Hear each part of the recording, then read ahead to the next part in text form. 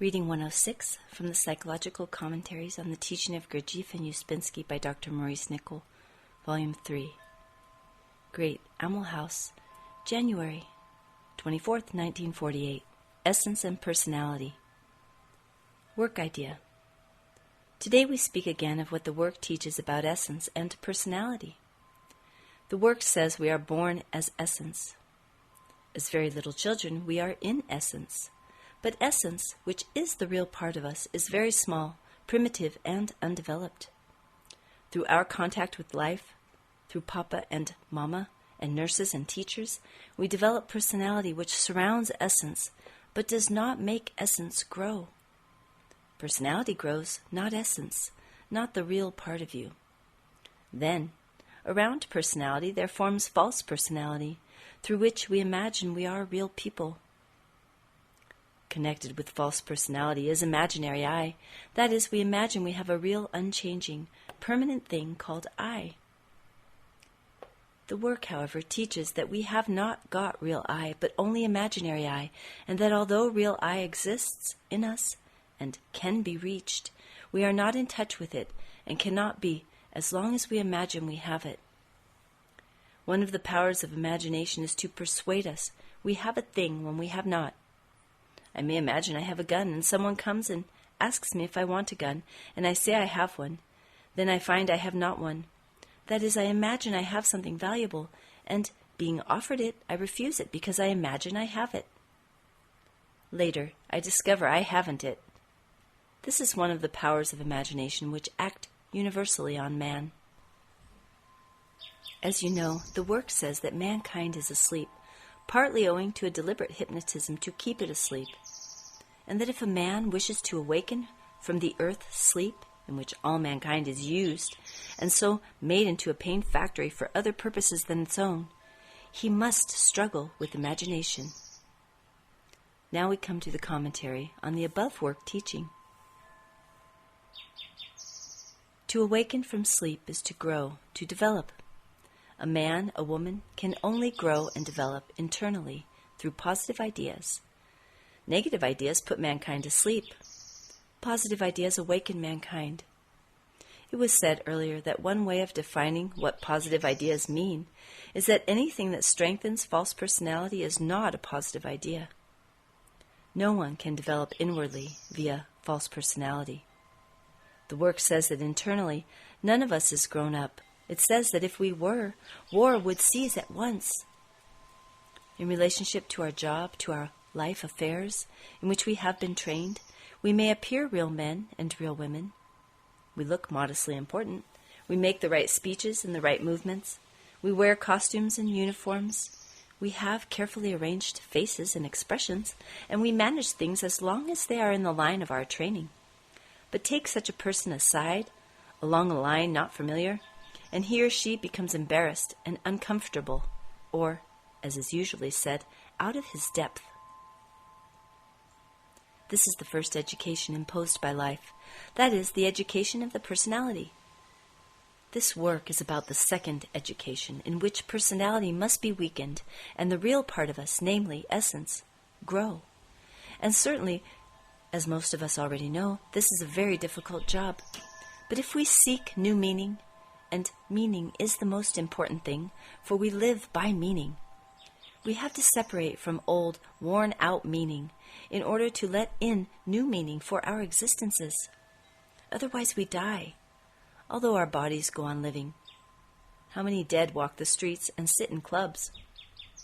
New meaning is only possible for us through positive ideas. You will not, after a time, get new meaning from life ideas. There was, once upon a time, a song, I suppose a vulgar song, no doubt, to some, in which the phrase occurs, "Where did you get that hat?" Let us use this, no doubt vulgar phrase as a starting point. A man is clothed physically by clothes, and he is clothed mentally or psychologically by truth, that is, by the truth he follows. The body is clothed by physical clothes, and what you think is truth clothes your mind-body. A man, a woman, is first a physical body. I say first in view of the senses. One sees a man's visible body, a woman's visible body first. But this man, this woman, has also an invisible psychology, quite possibly angelic and also quite possibly devilish. However, the physical body, the sense-given appearance, may not show us in the least the nature of that person's psychology. In proposing, say, one may notice a nasty expression, temporarily, but the beauty of the visible body reassures one, and one continues trustfully. However, the nasty expression for a moment revealed the nature of the inner psychology, that is, the kind of psychological body that is attached, no doubt, to this most marvelous physical body. Is it not strange that, as far as I can see, people have to be over 70 or 80 before they understand this, in spite of various smart clichés, such as things are not as they appear, or all is not gold that glitters, and so on. And then they are too old to remember what it was they wanted to remember, which saves them a lot of trouble. All the same, it is a remarkable fact that a man with a heavy frown, or a woman with a bitter look, who at the moment of proposing neither frowns nor looks bitter, expects the deep, long causes of that frown and the deep, long causes of that bitter look to vanish through the so-called power of love forever. So it is not surprising that this work teaches that man is asleep, and that, notice, includes woman, who also is asleep in her own way, just as much as man is, only not quite in the same way, I have noticed. Now I return to the hat, that part of the invisible psychology or psychological body of a person that is connected with how he or she thinks, is the hat, the thinking cap. The head thinks, so its covering is what clothes it.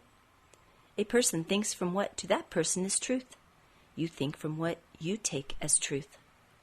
What forms of truth you have been taught and accept constitute your hat. So it is a legitimate question to ask a person not only, why do you think this or that is true, but where did you get that hat? Which equals the question, why think like that? The answer is, of course, because I was brought up to think like that. Yes, but another person, brought up differently, thinks in another way, that is, wears another hat, of a different color, or a quite different shape. And so on and so on. Yet each thinks he thinks aright, and each thinks he thinks from absolute truth. So everyone wears a different hat, an invisible hat, because it belongs to the invisible body, that is, the person's acquired psychology. Now, are you all fully aware that although you live in visible bodies, seen clearly, and signal to each other as best you can, and usually very clumsily, you really live in your thoughts, feelings, moods, desires, ambitions, and so on, which are invisible? So you are really invisible, enclosed in a visible body. Do you see this yet? You may be heartbroken, as the saying is, and yet appear visibly cheerful. Why is it that people cannot take in the idea that they themselves live in their invisible side, known only to them through their own consciousness? So look at this vision. Here we are, visible to one another as physical bodies, but almost totally invisible to one another in any real sense.